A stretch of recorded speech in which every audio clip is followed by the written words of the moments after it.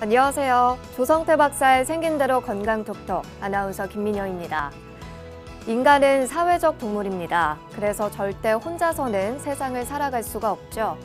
우리에게 인간관계가 중요한 만큼 그 관계에 문제가 생긴다면 마음의 병을 얻게 되고 그것이 몸의 병까지 번지게 됩니다. 자, 그래서 생긴 대로 건강톡톡, 오늘은 홀로병과 정신이라는 주제로 함께 할 텐데요. 이름도 생소한 홀로병, 과연 한의학에서는 어떻게 접근을 하는지 오늘 자세히 알아보도록 하겠습니다.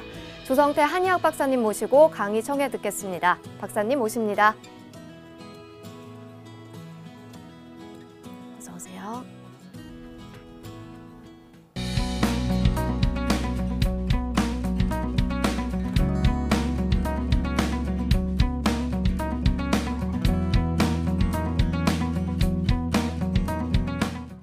네, 오늘의 첫 번째 주제는 홀로병과 정신, 이런 주제입니다.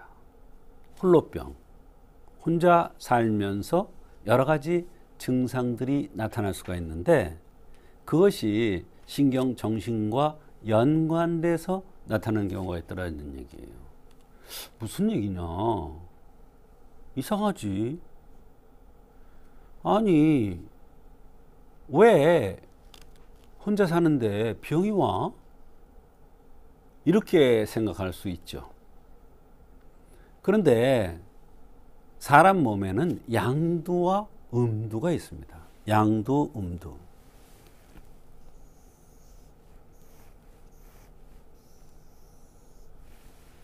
두 가지 중심축이 있는데 여기에 정상적인 활동이 안 되면 정신의 이상이 옵니다.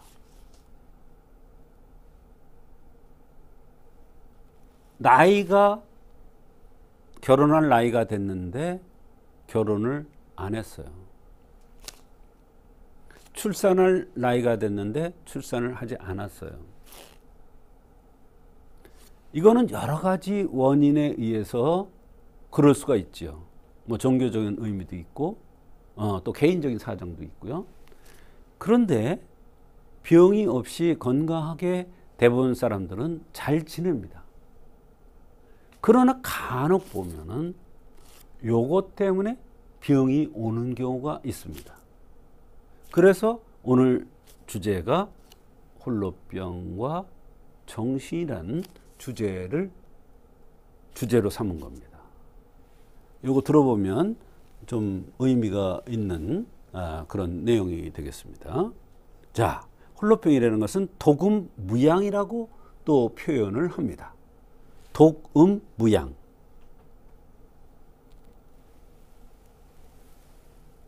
음이 홀로 있어. 양이 필요한데 양이 없어. 묘한 표현이죠. 독음무양. 독음무양이에요. 음이 혼자 있단 말이에요. 양이 있어야 되는데 양이 없어. 음양이 같이 있어야 되는데 짝을 이루고 있어야 되는데 없단 말이에요. 혼자. 양이면 이건 남자를 얘기하고 음이면 여자를 보통 표현했잖아요. 이럴 때 여러 가지 병들이 올 수가 있는 거예요. 결혼할 나이가 되었는데도 하지 않고 혼자 지내는 여성들한테 종종 나타나는 병입니다. 간혹 있습니다. 그런데 안타까운 것은 정신과 약을 들고 오시는 경우가 있습니다. 분명히 이거는 정신과적인 병이 아닌데 나타난 양상이 그렇기 때문에 그 약을 드시는 경우가 있습니다. 또 때에 따라서는 이런 경우도 있습니다. 이게 계속되면은 허로증에 빠진다고 그랬어요. 허로. 그래서 갱년기 증상같이 열이 올랐다 내렸다 얼굴이 펄거스름했다가 이런 증상이 나타나는 경우가 있습니다. 그 허로증이거든요. 그러니까 이거를 쉽게 넘기면 안 되죠. 그런데 한의사 입장에서는 이런 것을 고치는 방법도 있고 또 이런 것을 캐치해내는 방법들이 여러 가지가 있습니다.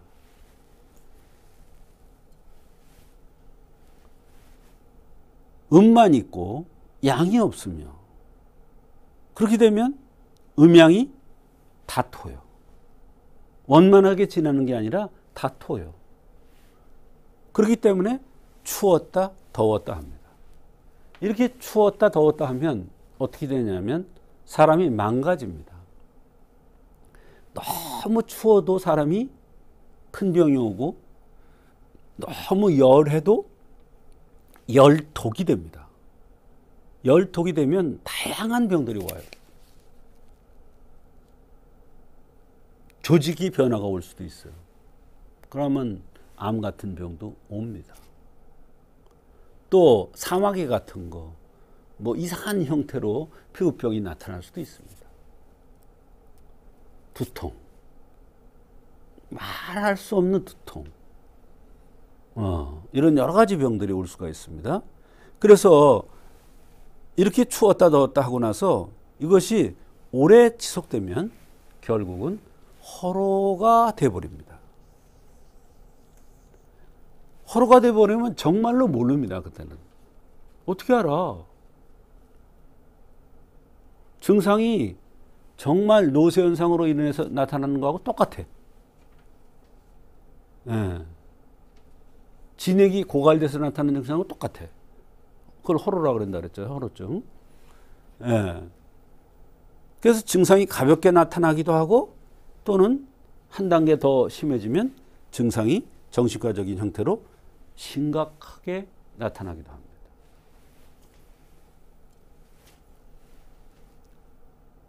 가벼운 경우에는 바람을 싫어하거나 나른하고 추웠다 더웠다 하고 얼굴이 불그락불그락합니다. 그러면서 가슴이 답답해서 굉장히 괴로워합니다. 때로는 땀이 이유 없이 난다고 하는 사람이 있습니다. 물론 살집이 있는 사람은 땀이 좀 나는 게 원칙인데 살집이 없이 빼쩍 말랐는데도 땀이 난다 그러면 이거는 견딜 수가 없고 큰 병이 됩니다. 이게 심각한 경우에는 매일 오전에 정신이 혼미해. 아무것도 할 수가 없어. 의욕도 없어. 괜히 짜증만 나. 왜? 머리가 맑지 않고 혼미하니까. 밝은 거 아주 싫어해. 그 문 닫고 있어요. 그것도 불도 안 켜놓고. 얼마나 무섭습니까? 옆에 사람들이 심각하게 생각하죠. 사람 소리를 싫어하고. 그래 조금 오전에 그러다가 괜찮았다가 오후에 또 그래. 또 혼미해져. 그래 오전에 더 심하냐 오전에 심하냐 오후에 심하냐에 따라서 물론 치료법이 약간 다르긴 해요. 체질에 따라서도 달라요. 오전에 정신 혼미한 사람은 되게 퉁퉁하게 살집이 있는 사람이고 오후에 안 좋은 것은 바짝 마른 근골이 위주로 생긴 사람입니다. 배가 아프고 괜히 놀래. 공연히 두려워해.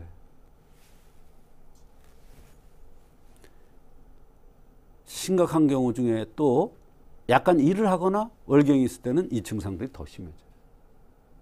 아, 일을 하면 더 심해지는 건 어떻게 살아? 꿈속에서 남자의 생식기가 보인다는 사람도 있고 하얄같이 조금씩 생리를 하는 경우도 있고 또 횡설수설하기도 하고 자기가 할 일을 하지 않고 잘했었어. 잘했는데 이런 병들이 나타나면 만사가 귀찮아서 자기가 그렇게 열심히 잘하고 그러던 걸 안 해. 밖으로 나가려고만 그래. 이상한 행동을 한단 말이에요. 그러니까 사람들이 같이 있던 사람들이 이상해 보이지 않겠어요? 이럴 때 한의학적으로 치료는 여러 가지 치료 처방이 있습니다만 다 나타난 증상, 생긴 모습 이거에 따라서 구별해서 치료하는데 감이 사물탕, 감이 억간탕, 어금지양한, 보신 환기탕 이런 약들이 있습니다. 근데 대개 1번 감이 사물탕이나 감이 억간탕을 써야 되는 그런 환자들이 꽤 많습니다.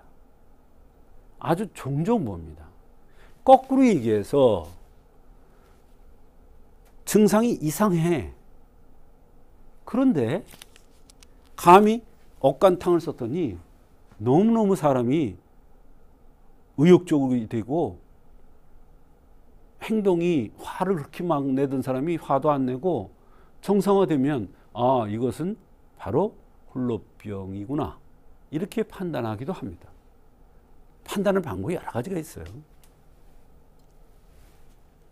그래서 이 홀로병과 정신은 많은 경우는 아니지만 그래도 곳곳에 숨어 있기 때문에 삶 자체가 피폐해질 수가 있어요. 그래서 홀로병은 반드시 한방적으로 정확한 진단에 의해서 치료하면 얼마든지 잘 치료되고 정상화될 수가 있습니다.